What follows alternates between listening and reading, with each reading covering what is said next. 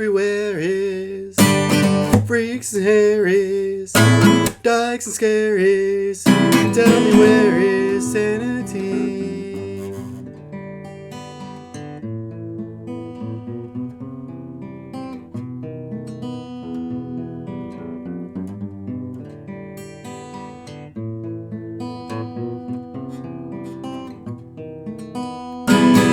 Tax the rich, feed the poor, till there are no rich no more. I'd love to change the world, but I don't know what to do. So I leave it all to you. Population keeps on breeding, nations bleeding, still we're feeding economy.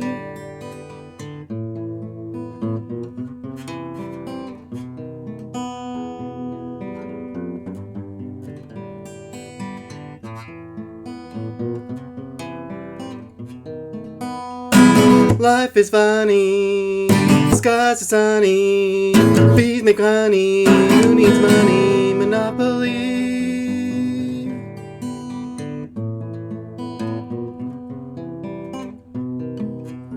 I'd love to change the world, but I don't know what to do. So I leave it all to you. No world pollution, no solution, institution, execution, white, black, white, rich or poor, them and us, stop the war. I'd love to change the world, but I don't know what to do. So I leave it all to you.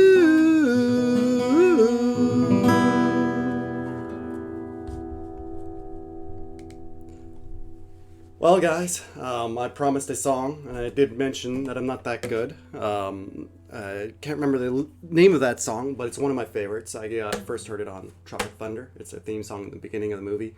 I love it. I feel like it talks about what I'm trying to do with this show. So welcome to the show. Welcome to A Canadian Moment, and let's get right into it.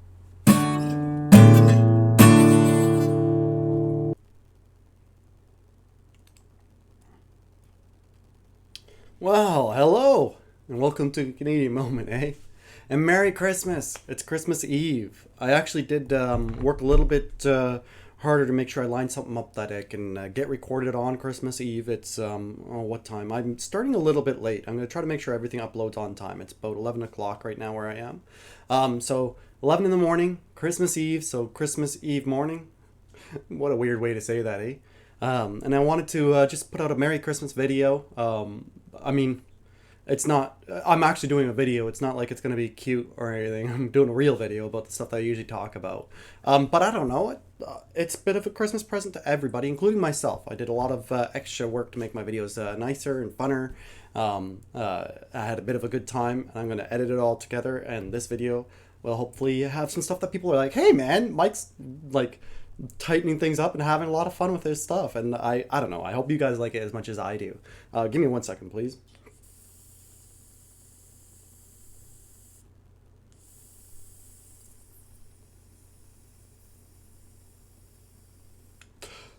Oh my. And a Merry Christmas to everybody. So today, what we got going on for you guys is I've been touching a lot about George Soros. You know, I talk a little bit about where he is, who he is, where he's from, where he is, who he's from. We're going to do a bit of a deeper dive on what George Soros does affect in the world, right? It's going to be, I mean, I don't want an hour-long video, so I don't mean to get him up that high, so it's not going to be every single thing that he's ever done. I'm talking about a little bit more in-depth about a lot of things I've touched on, just to say that this is like what I'm kind of pointing at, you know, hinting at and stuff. I don't like saying things that I can't show you that I found out, right? I don't want you to think, hey, Mike had a bad dream about this Soros guy. No, this is stuff that I found out over a long period of time. I knew what I was doing this video about, and this is the same Bill Gates, all this stuff that I do. I know what I'm doing my stuff about, but I just put it together for you guys. I do research and I let you guys see for yourselves why this is information. Why is this out there? It's not that I made it up, it's out there. And it might be out there for real reasons, you know? And that's why I bring it all. It's like, well, that might not be true. And that might not be true. And hold on, did Hillary Clinton really have 20 people killed? You know, like that's, and of course, I'm being facetious. I actually haven't looked into the Clinton kill list. But a lot of people feel like that's a real thing. And I say where there's smoke, there generally is fire. But we're going to get into it. Let's start off with our cute picture of... isn't that adorable? It's from freakingnews.com. They have some of the funniest pictures I've seen on this stuff. There's Tony Fauci over there. There's Nancy Pelosi, Barack Obama. I don't know who he is, but he's having a great time. He's obviously somebody that I should know. Now, let's launch into it with Mr. Soros here, eh? So the first article that we're going to look at here is... where is this from? Political Velcraft. It seems like they're a little bit of a news organization, news website that is Christian orientated. I see a lot of quotes from the Bible and stuff, and the stuff that they're talking about. They're not a very big fan of the democracy, or not the democracy, the Democratic Party in the United States. And they are really not a fan of George Soros. They see a lot of similarities between George Soros and the Democratic Party. Look at this. You got Schmeagol and Soros. And then, like, these guys are a little bit of a nerd, in my opinion. Like, they're pretty nerdy. But their designs are pretty funny. So this is an opinion piece, not a news article, but we're going to launch off with an opinion piece to give us a kind of idea of why folks feel the way they do about the George Soros influence. It's not just because of people like, oh, election meddling. No, this goes a lot farther and a lot deeper than that. This has been a long conversation. People are really weirded out by this guy. So to start. After World War II, Soros attended the London School of Economics, where he fell under the thrall of fellow atheist and Hungarian Karl Popper, one of his professors. Popper was a mentor to Soros until Popper's death in 1994. Two of Popper's most influential teachings concerned the open society and fallibilism. Fallibilism is a philosophical doctrine that all claims of knowledge could, in principle, be mistaken. Then again, I could be wrong about that, quoting, of course, the author. This isn't about phallicism. I just wanted to show you a little bit of what George Soros was up to when he first came here, because I know I've mentioned, I think at one time I'm like, I don't even know if he's American. Well, in 1956, Soros moved to New York City, where he worked on Wall Street and started amassing his fortune. He specialized in hedge funds and currency speculation.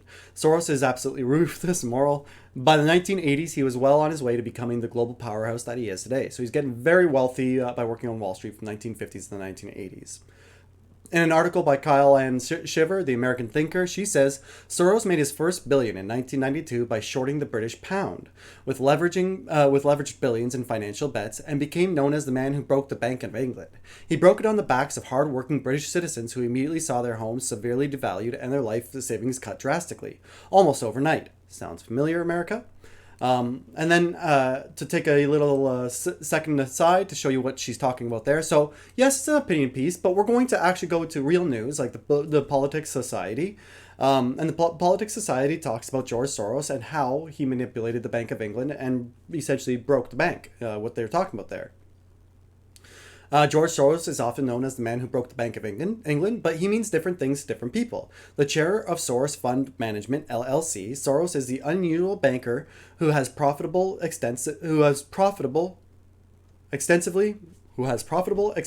from disruptions in financial markets, but also someone who is avidly involved in democracy and human rights promotion through the Open Societies Foundation. Soros' philosophy regarding philanthropy and human rights promotion can be summed up in the following quote: "Trying to improve the world is more difficult than making money." How Soros actually broke the Bank of England is less well known. Pressures on the pound on September 16, 1992 forced England to withdraw the pound from the European exchange rate mechanisms. George Soros' heavy shorting of the currency in response to British's upping of its exchange rate soon led to the British government to withdraw from the ERM, as it begun to be clear that it was losing billions of dollars trying to buoy its currency artificially. Soros made a profit of $1 billion, earning him the reputation as the premier currency speculation in the world. Perhaps beginning from this event, Soros has developed an odd balance of a bigger-than-life personality with very little media attention. The attempted bomb attacks in the last few weeks, including one on Soros, brought him back in the spotlight as an object of right-wing conspiracy theory. Soros's activity, largely through his foundation of democracy promotion, has been met with significant resistance from right-wing groups in the United States, as well as in many Eastern European countries formerly under Soviet rule or influence, such as Hungary, Soros's birth country. The reason why I went into that is because I wanted to show you that this news article I'm reading, it's not even, this is a left-wing news article. They're talking good about George Soros, the Politics Society. Look at them. They said that it's a far right-wing group that's attacking George Soros. I essentially just wanted to let you know from a left-wing view why he's seen as the fellow who broke the Bank of England. And there's even more on that. Let me see if I remember where. So richardpoe.com. This is a man named Richard Poe. He started his own website. This guy's the other side. He's the right side of the conversation. So that's the left side of the conversation. Here's the right side of the conversation. And this guy, he's a big fan of Bush. So he started writing this. This is, I think, 2007. Let me go back up in there. So yeah, this guy, this is 2005, not 2007. He's talking about when George Bush Jr. becomes president of the United States. And he refers to them as the adults in the room, right? He paraphrases Winston Churchill.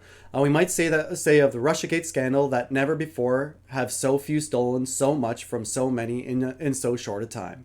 Soros and the oligarchs. Under the close supervision of Clinton-appointed U.S. advisors, among whom left-wing billionaire George Soros wielded tremendous influence, a handful of Russian oligarchs hijacked the Russian privatized program, acquiring the crown jewels of the Soviet economy in rigged auctions at fire sale prices. Between 1992 and 1996, fully 57% of Russia's state-owned firms were sold for a mere $3 to $5 billion, according to a political scientist named Peter Radaway, a leading expert on the post-Soviet system and co-author of The Tragedy of Russia's Forums, Market Bolshevism Against Democracy. Some of that property ended up in Mr. Soros' personal investment portfolio, as he later admitted in congressional testimony.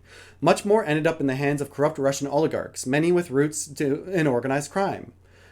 So through embezzlement in 1992, after he made all of his money after attacking the British pound, he's essentially able to stop Russia from leaving its communist kind of society and going into a capitalist society. And by doing so, they were able to spread propaganda that this is all capitalism's fault, because since capitalism was supposed to save Russia, then George Soros comes in and through other criminal means and fire sale prices, as I just outlined there, he bought up almost all the assets of Russia. To give you an idea of what that means, Canada, I'm going to talk on my arse here, but you can look it up. I think it's in the early 2000s. Look up Canada sells all of its gold reserves, I think, or it's most of its gold reserves. Essentially, we have gold mines in Canada, and we sold like 94 or 98% of them. That's what I mean by assets. So the governing body of the country starts selling the natural resources in the country to other countries, right? And then they make a ton of money. So that's what they mean when they're talking about that. And the reason why I want to go over and check that out is because in 1994, Soros crowded in the new republic that the former Soviet empire is now called the Soros Empire. The Russiagate scandal in 1999. So this is Russiagate before the Russiagate we have now. The original Russiagate, so hold on. The Democrats have an original Russiagate that is paid by George Soros, but we're now going to paint over that story with a new Russiagate that the Democrats pushed about Donald Trump. Do you kind of see what's going on here? I'm not there in the room where they come up with these ideas, but wow! Isn't that a great way to repaint your history? You guys know about Russiagate? Oh yeah, when Orange Man bad. No, I'm talking about with George Soros and the Democrats. What? No, Orange Man bad. You can really see how confused people would get if you try to talk about systems like this. So this happened in 1999, which almost collapsed the Russian economy, which was labeled by Representative Jim Leach. Representative Jim Leach, then head of House Bank Committee, to be one of the greatest social robberies in human history. The Soros Empire indeed. Sound familiar, America? So you could see where they're going with this. Like, this is repeated activity in other countries with what George Soros has done, and he's doing it right here in the United States. And oh my goodness, Michael, how can you say he's doing that right here in the United States? All right, well, let's get into it.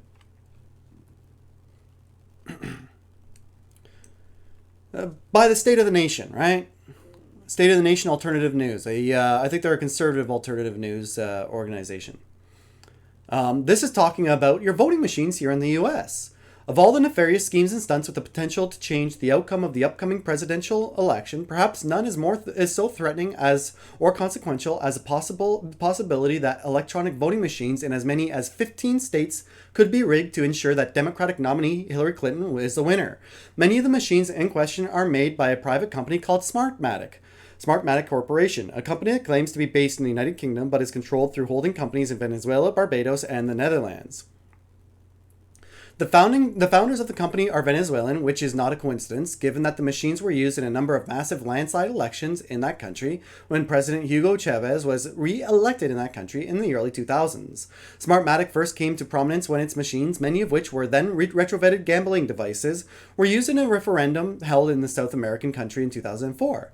Smartmatic machines work by tabulating results independently and then communicating those results to a central server via encrypted messages. In the wake of the referendum, independent monitors claimed widespread fraud, and peer-reviewed articles in academic journals stated that it was likely fraud had indeed taken place. And oh my goodness, I'm holding the button down while I'm doing that.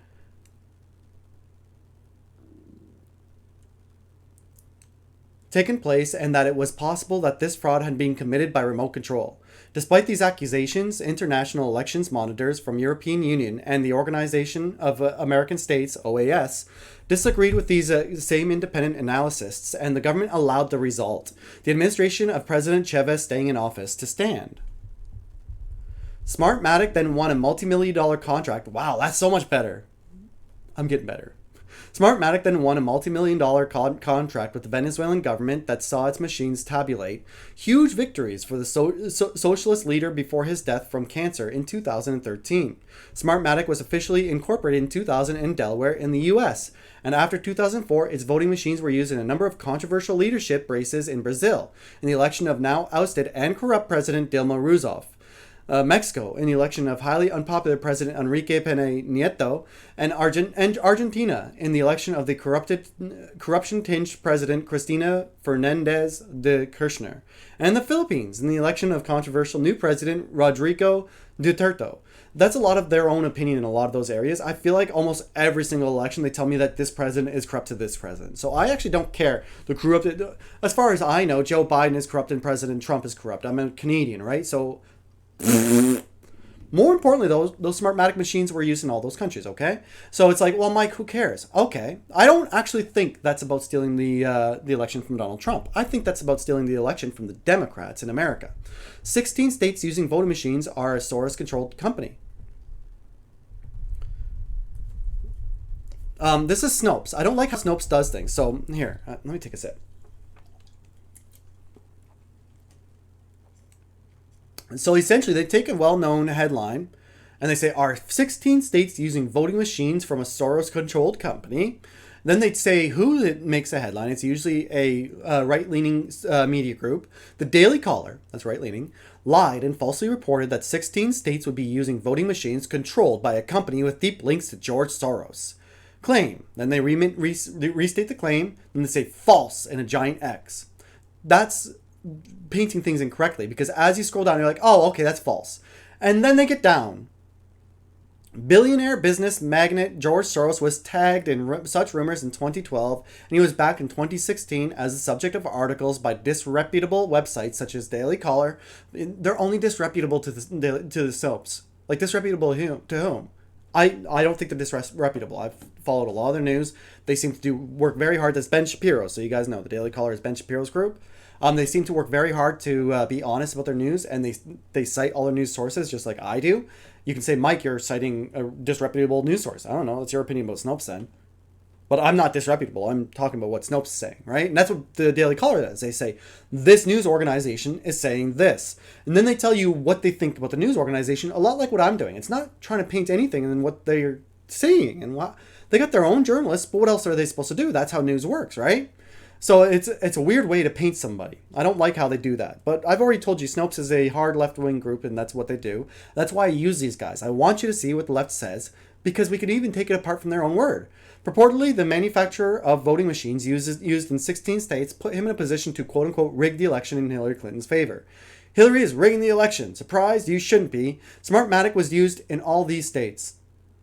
Arizona, California, Colorado, District of Columbia, Florida, Illinois, Louisiana, Michigan, Missouri, New Jersey, Nevada, Oregon, Pennsylvania, Virginia, Washington, Wisconsin.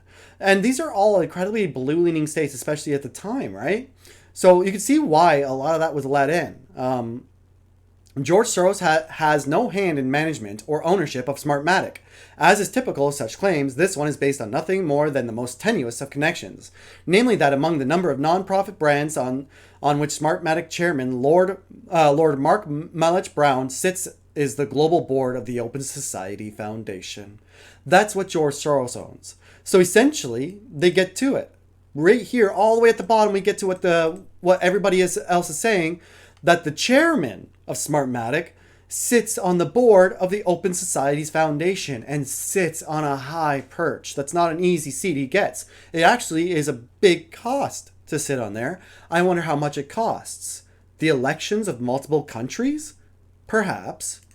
So you have to really dig in. Like, did you see how far? I had to use this mouse that's driving me insane to get down there. Like, look at this. This is how, if I use this keyboard, it would take me forever. Like, I got to go all the way down here. All this, no, it's all a lie, blah, blah, blah, blah, blah. Yeah, that's true. Open Society Foundation right there. Right? So they're BSing us, right? So let's see what Smartmatic is. What is this guy who sits who's a chairman of Smartmatic and also sits on the board of the Open Societies Foundation with a billionaire that has corrupted and collapsed two economies in two different countries since I think it was like 1987 was it 1987 was the British one, and 1992. Look back in my video to double check for me. But yeah, it's like really close together. He starts making billions off of Britain, and then he collapses Russia. Fascinating, right? Well, who's Smartmatic? Let's at least find out the other things they've been involved in. Supporting federal, provincial, and municipal elections in Canada. For the last 20 years, Smartmatic has been setting the standard for election integrity worldwide, from optical scanners for paper ballots to telephone and internet voting. We can help you run a secure election that is accessible and audible. Our election services include everything you need for success, from warehousing to logistics to training and voter education programs. Bringing the ballot to the voter, you can use your QR code now. This is a new thing that they're adding. Use your QR code to vote. Right? Your COVID QR code to vote. This is what we're doing in Canada. We're going hard. I guarantee you. So what Trudeau did was he did a snap election at the beginning of this year. This is halfway through his... my hands are dry. I washed them. Don't make fun of me. But this is halfway through his... it's four-year elections, just like the United States. So 2 years in, we're like, what the hell's... we don't trust this COVID thing as Trudeau. It's all a lie. And so he has a surprise election, announces it 1 more month before his election. So he's reelected, and now he can kind of mess with the law and say, I get 4 years, right? This gives him easily enough time to make sure the next election is by QR code. And the only people whose votes will matter are people who are properly vaccinated. I can easily see that happening there. So now you don't have a say, Canada. And we've been doing this for 20 years, and this is the problem. The Conservative Party and the Liberal Party in Canada, which is set up as a Democratic and a Liberal, Conservative is a Republic, right? Those two parties, they're really the same thing now. There's no difference between the two. It's just how smart is the leader. How much can he hide from us? And Justin Trudeau is very stupid. He never shows up for work, right? Let's talk about how much other things that George Soros invests in. Minnesota Governor Mark Dayton called for a review of the state's police body camera policies. Following the fatal shooting of Justine Demond, police officer Mohammed Noor shot and killed Demond on Saturday night, and both his camera and his partner Matthew Harrity's camera were turned off during the shooting. As with other police shootings around the country, it will be the local prosecutor who chooses whether to bring charges against Officer Noor. That power, or discretion, makes the elections to fill those prosecutor positions extremely important. And that's why one billionaire international donor is putting big money into local races all around the country. In March, Aramis Ayala, the first black state attorney elected in Florida, said her office would no longer seek the death penalty. 3 months later, Kim Foxx, the state attorney for Cook County, Illinois, announced her support for releasing nonviolent defendants without cash bail. Foxx and Ayala are the latest in a string of progressive prosecutors who all have one thing in common: backing from the liberal billionaire George Soros. Since 2015, Soros has funded 14 reform-focused candidates in local district attorney races, including primaries, across the country. 10 of them are now in office, and one, Larry Krasner, is standing for general election in the fall in Philadelphia after winning the Democratic primary in May. Soros' contributions flow through state-level PACs that all share the Safety and Justice moniker. They've ranged from $21,000 in Milwaukee to $1.9 million in Arizona's Maricopa County, which Soros spent in a failed effort to defeat the Republican district attorney.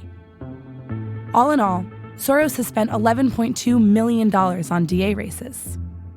So why spend so much money to elect local prosecutors? There's almost no reform we want that prosecutors couldn't implement today using their own discretion. If you want bail reform, then prosecutors can simply stop asking for bail. If you want to see shorter sentences, then during plea bargaining, prosecutors just offer lesser sentences. They have so much discretion. There's nothing they couldn't really accomplish if they didn't want to. Prosecutors run for office in 46 states. And historically, the easiest way to win election has been to be tough on crime. The politics of punishment are incredibly strongly stacked in favor of being punitive. This is precisely what Soros wants to change. And by targeting relatively low-profile races, in which he's typically the largest donor, he's making sure he gets the most bang for the buck. Pfaff says that if Soros wants to make the most impact, he should focus on prosecutors in rural areas, like Mississippi's Scott Colum, to whom Soros gave almost $1 million. The high population counties have been decarcerating and becoming more progressive in criminal justice matters for years. Less urban and more rural counties have been becoming actually tougher. It isn't always easy to find progressive challengers outside of cities, but that may change if Soros-supported candidates keep winning.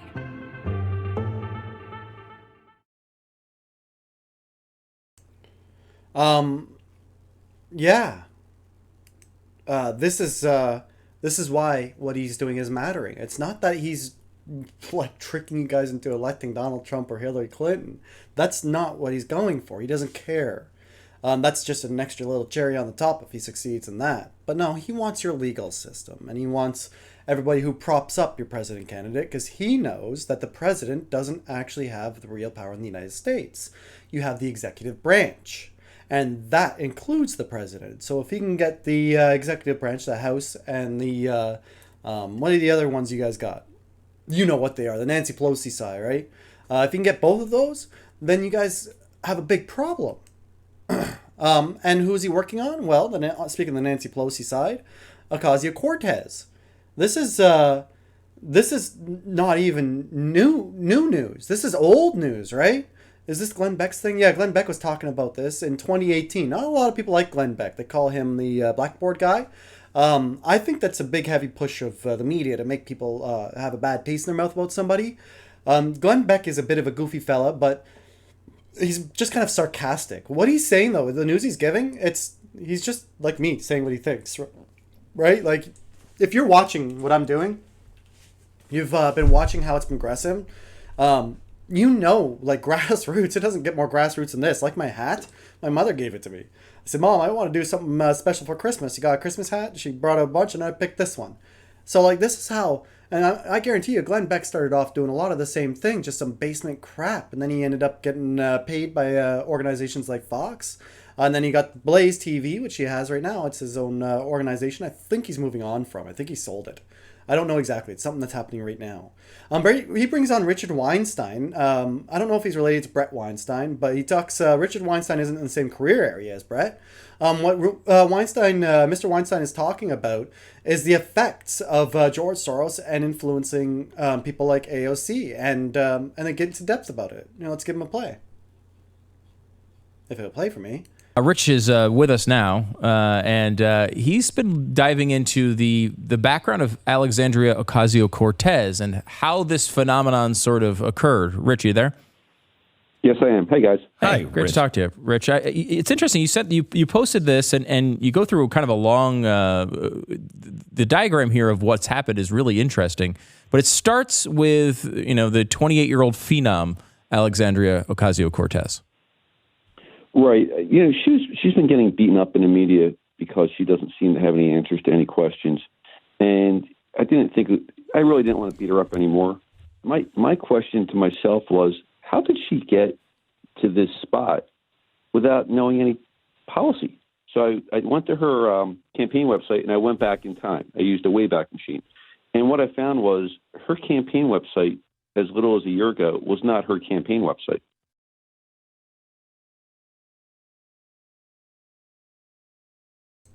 Before we continue, a little bit of a cliffhanger. I didn't want to be rude. I used their content. The least I can do is give them a shout out. These guys are great folks. They put out a great bunch of news. It's called Vice News. If you don't know who Vice News is, they were started by Gavin Mcinnes. Not all their shit I'm on board with, but you know what? They're just people doing their thing. I hope that they're doing it on the up and up. I tend to try not to judge. I don't even judge Snopes. I'm just being honest about what I see there, right? I use Snopes' content, so it's not like I'm like, screw them and I hope they burn in hell. If they were to turn things around and stop doing things their way, I would say that. That'd be great. But Vice News was started by Gavin Mcinnes. If you don't know who Gavin Mcinnes is, he was on Fox News a bunch. I think he was thrown off Fox News. He's very contentious. People know him as the leader of the Proud Boys. And people have their own opinion about the Proud Boys, but long before the Proud Boys, he was on. He had started Vice News, and then he sold Vice News, I think, or maybe he partnered with people and they pushed him out. He's a little bit of a flamboyant guy. He says things that people can't really feel like they can associate with. He used to work with Glenn Beck, actually. So he's not on Vice News anymore. 2017, I don't even think he was part of that then. But that's who they are. They're Vice News. It belonged to a group called Brand New Congress, which I had never heard of before in my life. Here, we'll bring him back. I went to her campaign website and I went back in time. I used a Wayback. Oh, for Pete's sake. Sorry about this. I'm going to edit this out. Policy. So I went to her campaign website and I went back in time. I used a Wayback Machine. And what I found was her campaign website, as little as a year ago, was not her campaign website. It belonged to a group called Brand New Congress, which I had never heard of before in my life. Okay. And what I did was I just kept following the bouncing ball. So I put Brand New Congress in Google, and I come up with this video of Rachel Maddow talking to the executive director of Brand New Congress. His name was, this is going to be a tough one, Sakat Shek. I can't say his name. I'm sorry. Okay, that's Chakrabarti? Let's go with that. That's it. Yeah. Thank you very much. Mm-hmm. So I watched Maddow interview this executive director from Brand New Congress. And she does a great job of explaining what this Brand New Congress organization is. They're trying to flood the playing field with progressives. They're trying to flood the playing field with Bernie Sanders carbon copies. So what they're looking for are people that are advocates for Bernie Sanders policy statements, policy positions. That's the qualification.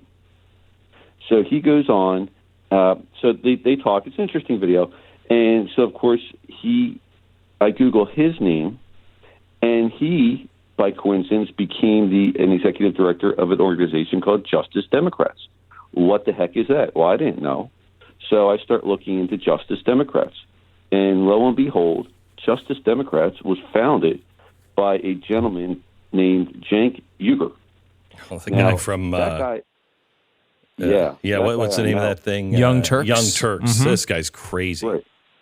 That's exactly right. So that's where it gets a little weird, because Cenk Uygur is completely tied up in all of this. But as I'm looking into him a little bit more, I find out that he got kicked out of his own organization, Justice Democrats, because, well, somebody did a deep dive on him and found out in kind of the Joy Reid fashion that he is a complete sexist. and he posted some really terrible stuff online. So he got forced out of Justice Democrats. Okay. But if you keep following the bouncing ball, The deep dive, it's not even that deep. The Young Turks, they used to be this dude bro, like wannabe Howard Stern podcast back when I was in college, like 12, 13 years ago, maybe even longer. Like deep dive, they used to do things like Britney Spears got out of her car and they'd try to get a like. Do you remember those crotch shots of Britney Spears getting out of the car? They would get that, they'd put it on their, like the way I do, you know, with that big thing that I have in the back there, or the screen. Well, it'd be Britney Spears' crotch shot, and then Cenk would start making fun of it, and they'd have a star over it so you can't see, and they'd go to our subscription site, and you could see that nasty, and you just get in, and like. I don't actually feel that way about their discussion with Britney Spears. I don't think this is, especially when she was a young mom, right? Like, I thought she was actually very pretty. It looked like she was drunk getting out of the limo, what they were trashing on her. I never was the Jerry kind of guy, you know? It wasn't my jam. But there were a lot of people who were into that, and Cenk certainly was. So it wasn't a deep dive. He was very popular. That's how he became the Young Turks. The Young Turks is named after the Turkish genocide. So it's not a deep dive. They were actually bragging about how edgy they are. I think it's funny that they've tried to rebrand, and have done it so well that people like Glenn Beck, you know, those guys, that Cenk guy, he's the odd one. Now they're actually incredibly popular. I think most people know who they are by this point. I certainly do. Paul, he is obviously, you said, part of the Young Turks. Now, this is where it gets really interesting, because the Young Turks are part of something called the Media Consortium, which is Soros funded. So the whole thing goes right to George Soros. And I'm not really like a big Soros conspiracy guy. You know, I don't have. I've seen your whiteboard from years ago. Yeah. I don't have that, but it led right there. So the other thing that's really interesting is that Cenk Uygur is extraordinarily wealthy. He took venture capital money. He's worth like $20 million now. Yeah. So if you think about all the Bernie Sanders policy, the redistribution of wealth and all that, it always seems that the guys at the top are extraordinarily wealthy. I don't know how that happens. What's really amazing to me, Richard, is that you haven't found anything necessarily nefarious.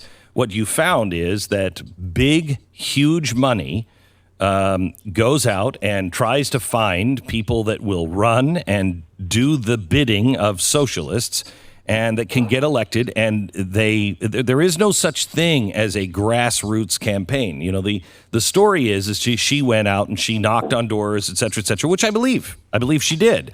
She worked hard for it, but she also has apparently funding and support from very leftist organizations, including George Soros. And like, even I was going to stop before Glenn Beck gave his opinions, but I was like, you know what? I just finished talking about other people's opinions of Glenn Beck and how he talks. Well, it's not how he talks. It's actually very mellow. I don't know if I still have. I was gonna watch a video for you guys that had Glenn Beck in it on his show, but I don't know if I still have it. It might be gone. It's no big deal. It's talking a lot about Justin Trudeau. Actually, maybe I'm gonna get to that on the Justin Trudeau portion. No, it was Barack Obama and the oil. I don't know. It might pop up. I can't remember if I deleted it by accident. But this was by the Right Wing Tribune. They're right. In 2020. And they're talking about from the Daily Caller News Foundation. So they're quoting the Daily Caller, right?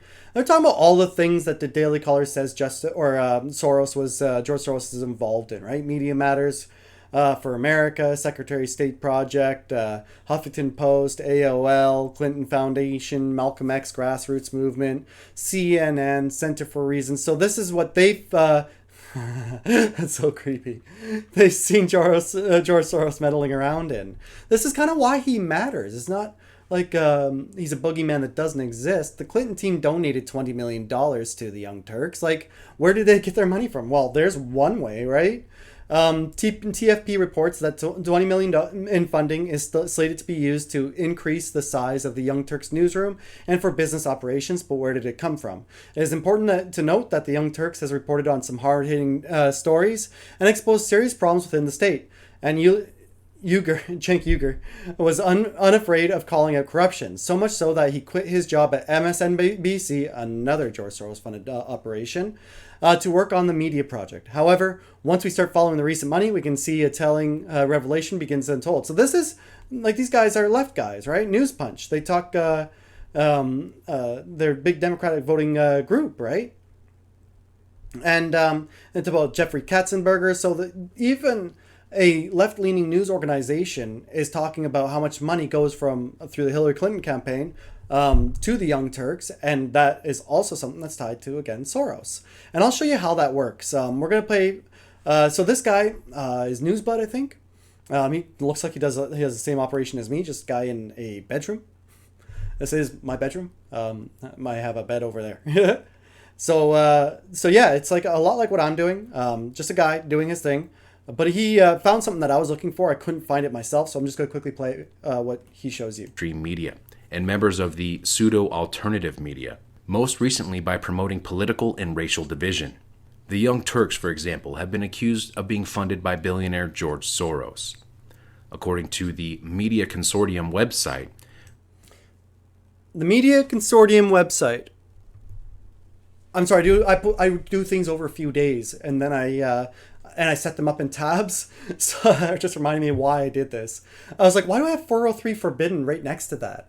I heard the Media Consortium website at themediaconsortium.org. You don't have permission to access this resource.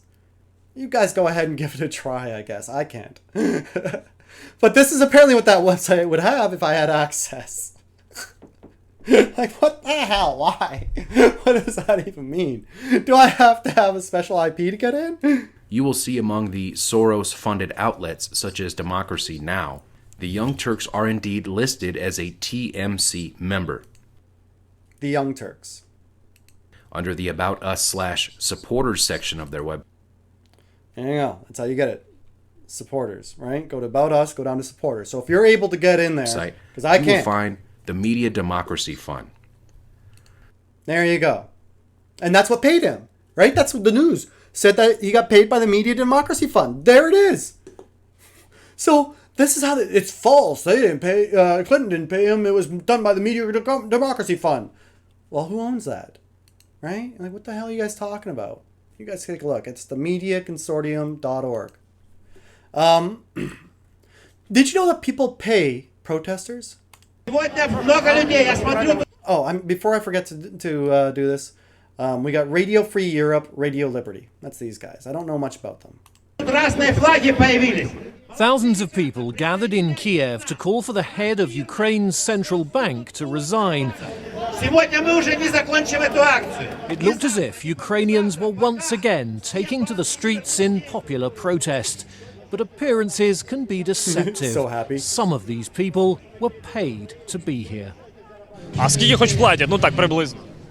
Ціни там різняться, ще не знаю, тобто казали від 100, від і до. Ну, ось я казав Балашову від 70 і, по-моєму, до 150, ось так. А довго треба стояти?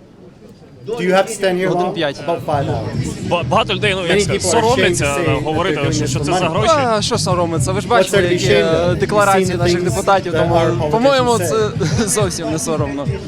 Ну, соромно за таку ціну стояти. So this is not shameful. Sorry, I didn't see that. He was not the only one being paid, as RFERL reporters discovered when they posed as people interested in earning money by joining the protest. So look, we're standing by Bank Street. We get 125 Irvinia for 80. We get paid around the corner. 125? 125? Yes. But they wrote 130. 130. We're getting 125. Хоть что-то. Well, at least something. And we're paid right away. Сразу, да? Once it's over, they'll settle it all for me, and I'll pay the others.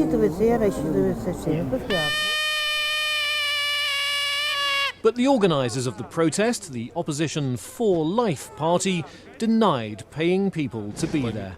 Мы, к сожалению, не имеем Unfortunately, we don't have the финансовой financial возможности resources to pay обеспечить for их жильем и protesters, проживанием. food, and И, ну, я могу вам I дать can слово give и you всем and all украинцам, что я Ukrainians лично my word никаких that I денег personally никому have не not давал. given any money to Around anyone. 5,000 people took part in this demonstration, with smaller protests. So that's the governing official. Translate, wealthy people, just like George Soros, are paying for this at the government's behest. And Hungary is where George Soros is from and currently still holds a citizenship as well as his U.S. citizenship. Continuing on subsequent days. The Ukrainian Security Service has said the protests are part of a Russian plot to destabilize Ukraine, but the organizers insist they're driven by economic hardship. So that's a thing that's happening. And when was that? I guarantee it still happens today, but what date did that happen here? 2016 was when they did their little report there. So I wanted to see if George Soros does that in the United States, right? But man, is it freaking hard. All I get is like, it's like, hey, did George Soros pay anybody to do this in the United States? Fact check. Protester was joking when he told interviewer George Soros paid him to protest. This is a Young Turks spoof, as far as I understand. I looked into it, and I think it's the Young Turks had put that out to kind of make fun of anybody who would ever ask if this happened. I think that's what they're doing. They keep on throwing, because look, I looked it up. I was like, hey, does this happen in America? And conspiracy theories that George Soros pays protesters. Is George Soros paying protesters? I've clicked on a lot of these. It's nope, false. George Soros hired me as a protester. I go shadowproof. I went through that. That is some weird lie thing somebody put up. I don't understand why people are putting up so much of these. They call them red herrings. A red herring is a hunting term. I can't remember what it is, and I'm not going to look it up. But it's essentially turned into a spy term where you would put out fake stuff, and it would make people who are looking for like conspiracies and stuff chase the fake stuff, and you can laugh at them and say that's a conspiracy person, right? And then some of these red herrings talk about how your politicians, Donald Trump, you got tricked by the George Soros red herring, right? So this is all red herring. I was struggling to find anything that wasn't a red herring. Here, I'll show you another one. The Sun, the U.S. Sun. This is the U.S. Sun. They can't. So. Protest plot, conspiracy theories that George Soros pays protesters, stashes bricks, and owns Antifa surge following Floyd unrest. So this is them, sad face, it's all conspiracies. It's a conspiracy theory. Don't talk about the conspiracy theories. Is this another one of the conspiracy theory ones I saw? The perks of being a professional protester. I think this is another BS one that I saw. This is, yeah. So this person, it's like, what do they go? Fan fiction? Just had a very open and successful presidential election. Now professional protesters incited by the media are protesting. Very unfair. Quote, Donald Trump on Twitter. So this guy's obviously making fun of Donald Trump, but he acts like he's one of the paid protesters. He just kind of makes fun of anybody who would think that. Then we go to our friend Snopes. And always, this is why I like using them. They're hard left, but they're so stupid. It's amazing. It's the only way I could find out anything about why this came up. Why were people just dogpiling on this story in such a weird way? Did George Soros pay March for Our Lives protesters $300 each? As hundreds of thousands of students and supporters took to the streets to protest gun violence, conspiracy theorists blame a familiar boogeyman. So this is supposed to make all those people look like fools. This is what brought this entire thing up. This is in 2018. False. Did not pay them. I remember doing one of these earlier in the video. Let's see how that works. Hundreds of thousands of people turned out across the United States on the 24th of March, 2018 to participate in March for Our Lives, a grassroots protest against gun violence organized primarily by students moved to action as a result of recent mass school shootings that left dozens of innocent victims dead and injured. March for Our Lives, if I remember right, was not about stopping people from having abortions. That was about stopping people from having gun rights. That's right, because of the school shootings. Okay.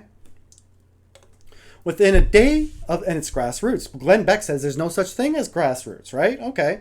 Within a day of nationwide marches, conspiracist websites began trumpeting the claim that organizers working for billionaire George Soros had paid protesters $300 apiece to march and carry signs for the event. A report on yournewswire.com, for example, cited tweets by conservative Twitter personality Jacob Wohl, purporting to provide evidence that the marches weren't as grassroots as they appeared. So that's what started this entire thing. And I tried looking up Jacob Wohl. He's pulled off of Twitter. Yeah, I was looking up these tweets. I think Can I just click this and pull it up? Let's see. This tweet has been suspended. This tweet is from a suspended account. So they suspended his account, right? And his tweets were hashtag blah, blah, blah protesters. Organizers paid protesters $300 each to attend March 24th. He found ads posted on Craigslist where the George Soros organizers looked to recruit paid protesters to attend the march. He was just one of many Craigslist ads where George Soros organizers were recruiting paid protesters for the March for Their Lives. Don't expect MSN to talk about this. And the editor-in-chief for the Washington Reporter tweeted, and this is his tweet, and we clicked on it, and it had been suspended because heaven forbid, I see that tweet for myself and think my own thoughts. Although the ads were authentic, false. Although the ads were authentic, false. Although the ads were authentic, okay.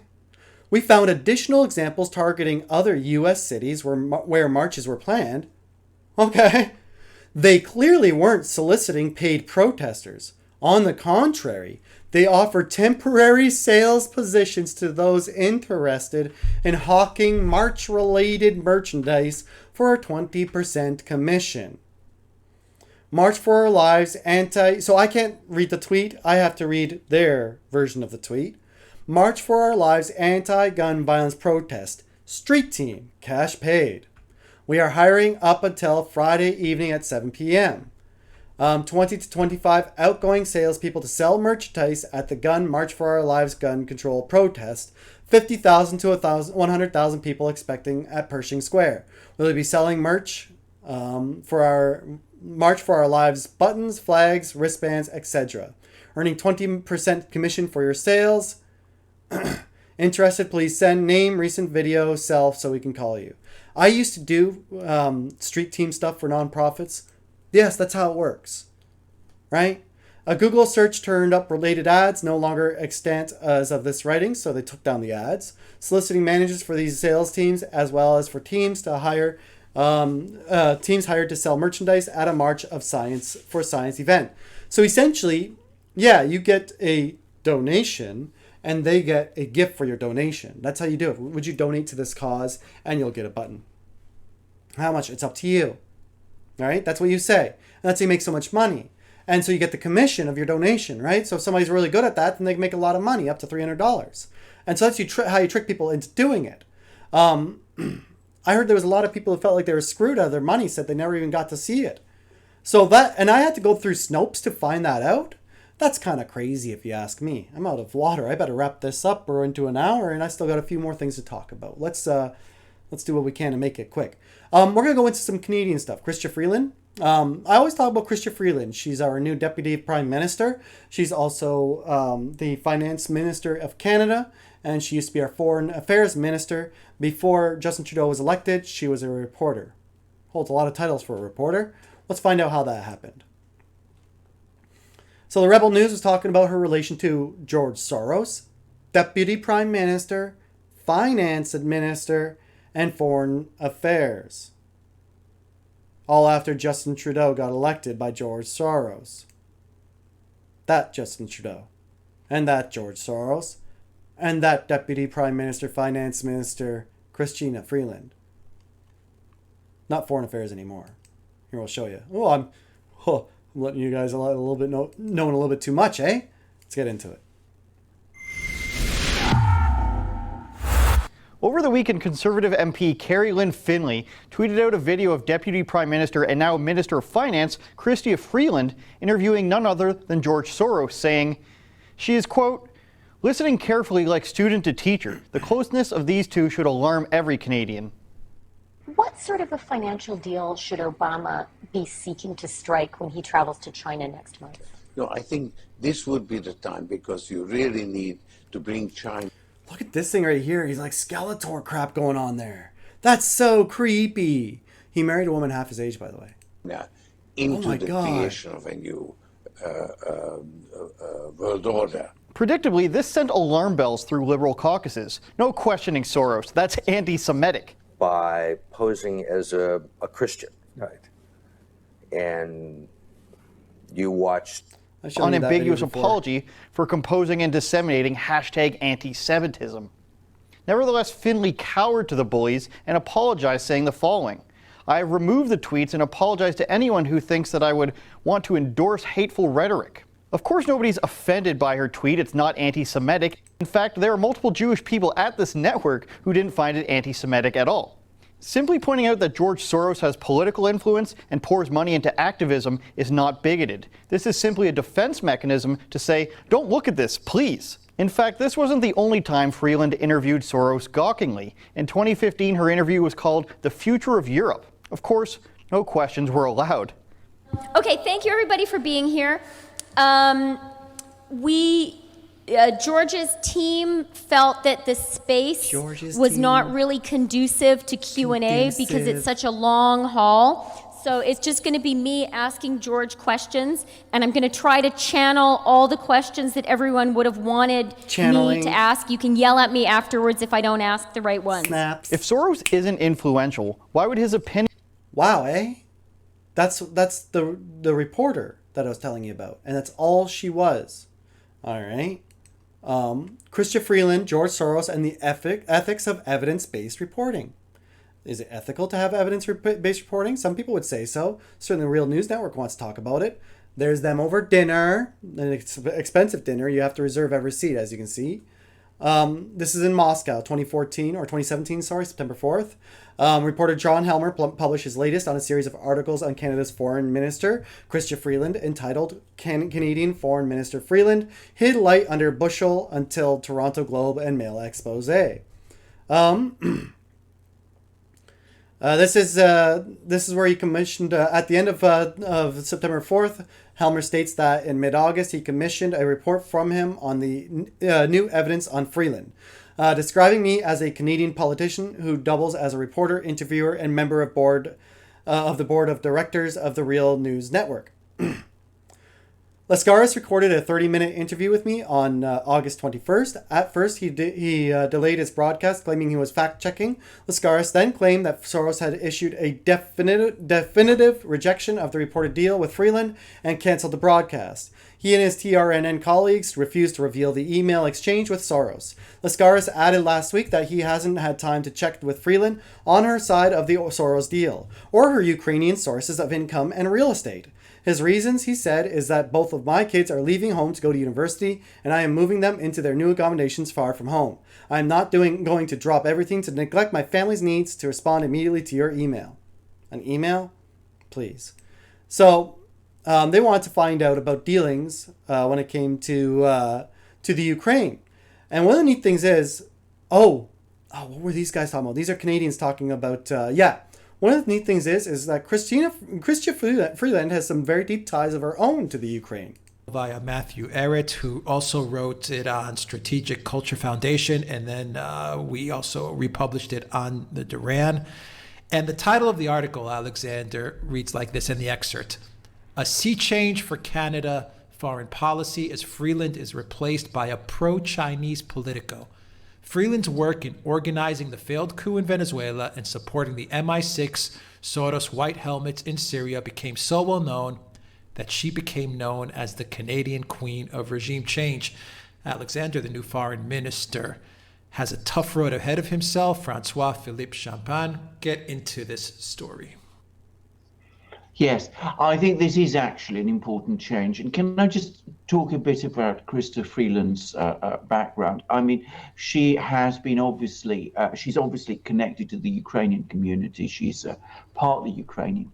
And she has been pursuing an extremely ideological neocon or neoliberal foreign policy for Canada.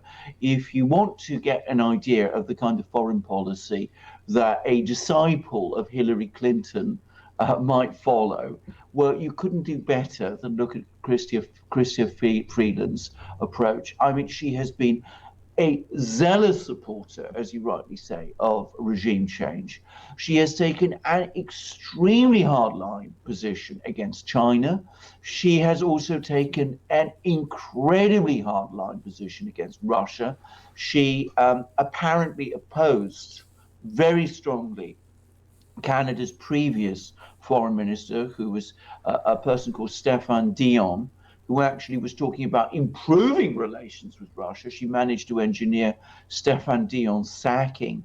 And she has been right at the forefront and in the most passionate way of support for the Maidan regime in Ukraine, to which she is connected through her family, her family connections. So she has been an incredibly ideological, hardline foreign minister. It's a little bit like what would have happened if Susan Rice or Samantha Power had gone from the United States. What I'm showing you here is Chrystia Freeland, Dito. That's her dad. Dito is Ukrainian for dad.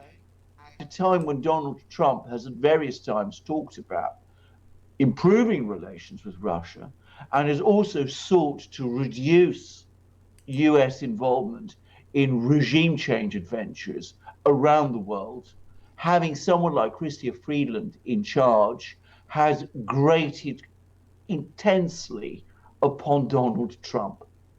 Now, what's happened to Chrystia Freeland is that she's been sacked as foreign minister.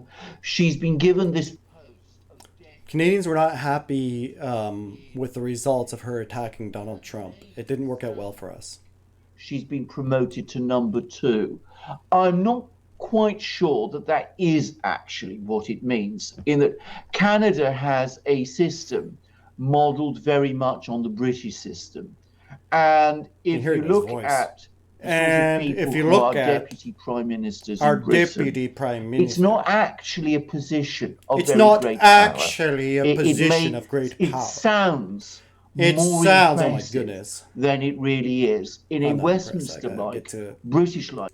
What you were talking about later specifically says that there was no reason to freeze all relations with Russia. That was just a big mess. They also mentioned Trudeau's disastrous trip to India in 2018, which, and I quote, set relations back with that country.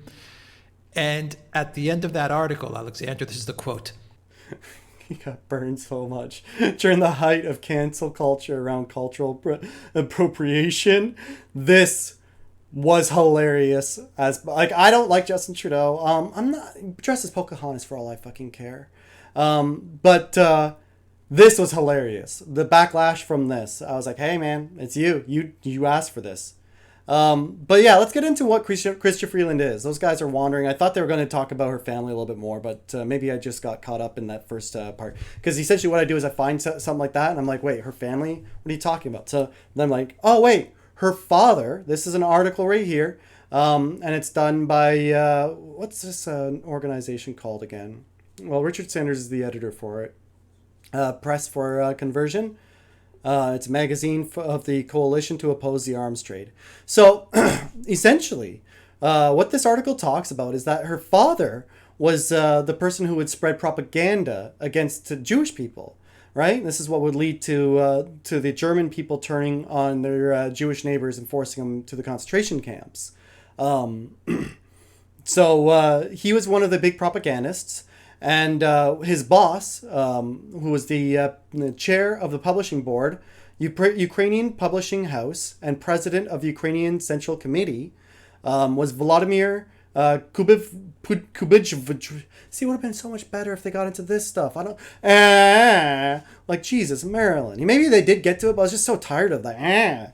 And then his boss was Hans Michael Frank, who was the Governor General of occupied Poland. And of course, then you got Adolf Hitler was the one that told Hans Michael Frank how to control Poland through the chair of the publishing house. And then this guy worked for the chair of the publishing house. And then the leader of my country worked for that guy.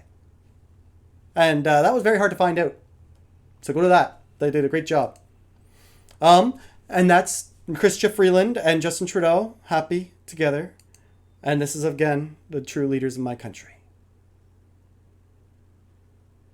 Well, guys, I made it. We got to the end. This was a long one. Merry Christmas to me and to you and to all of us. Oh, I don't know where this goes, guys. I don't know where this train ends. I've been watching this kind of stuff. I lost my job in the oil field, and if you look back in my videos, you'll see me talking about my time in the oil field and how that happened. And this is all related to the Open Societies Foundation. I found that out back in the oil field. I found it out in college when I went to work in the oil field. And I wasn't like, the college did not teach you, watch out for Soros the boogeyman. College taught you about this narrative that the Open Societies Foundation is pushing, that we're bad for the environment, we have to shut down. I didn't trust that narrative. That's why I went to Alberta to work in the oil sands and find out for myself. Don't trust the narrative. I don't know where this ends, but we can see where it's starting. It started a long time ago, and it's getting worse all the time. So let's call them on their shit as fast as possible, eh? Anyway, thanks for watching. Merry Christmas. Happy New Year. I'll probably make a video before the New Year. But Merry Christmas nonetheless. Spend some time with your family. Love thy neighbor. Call family. I'm going to be calling my father probably tonight. Maybe today sometime. But y'all be giving him a call. Call your family. Tell each other you love each other. We're all in this together. Keep your stick on the ice.